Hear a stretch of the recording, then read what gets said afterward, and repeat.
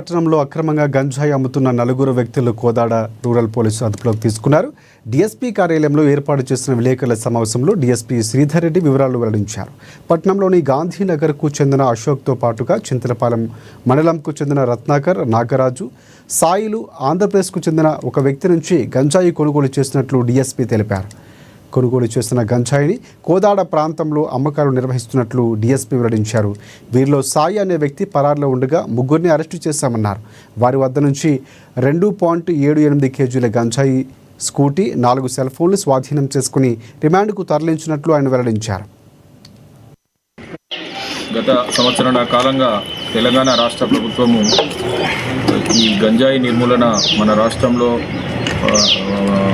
Supply కానీ మన రాష్ట్రం ఉన్న రవాణా కానీ పూర్తి స్థాయిలో అరికట్టాలన్న ఉద్దేశంతో వివిధ రకాల చర్యలను తీసుకోవడం జరుగుతుంది. దానిలో భాగంగా మొట్టమొదటిసారిగా భారతదేశంలో ఒక రాష్ట్రానికి యాంటీ నార్కోటిక్ బ్యూరోను పూర్తి స్థాయిలో ఏర్పాటు చేసి ఒక డీజీ స్థాయి అధికారిని కూడా దాన్ని పర్యవేక్షణకు చేస్తున్నారు. So DG anti narcotic bureau DG Shri Sandeep Shandilya గారు, అదేవిధంగా మన సూర్యాపేట జిల్లా ఎస్పీ శ్రీ కె నరసింహ గారి ఆదేశాల మేరకు మేము ఇక్కడ కోదాడ దీని పరిసర ప్రాంతాల్లో మొత్తం అందరూ సిబ్బంది కూడా తమ రొటీన్ కార్యకలాపాలతో పాటుగా ఈ గంజాయి వీటి నిర్మూలన కొరకు ప్రత్యేకంగా కృషి జరపడం జరుగుతుంది.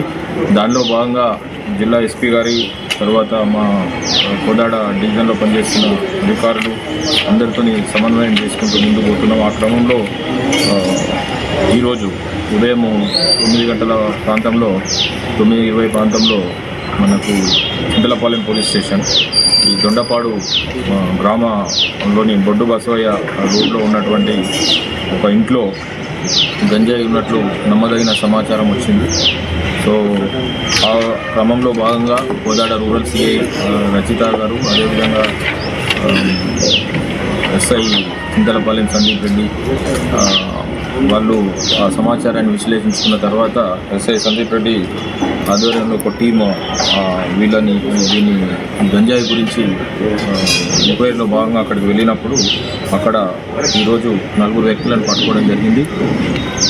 ఈ ముఖ్యంగా ముడావత్ అశోక్ అలియాస్ బూకే అశోక్, ఇతను కడప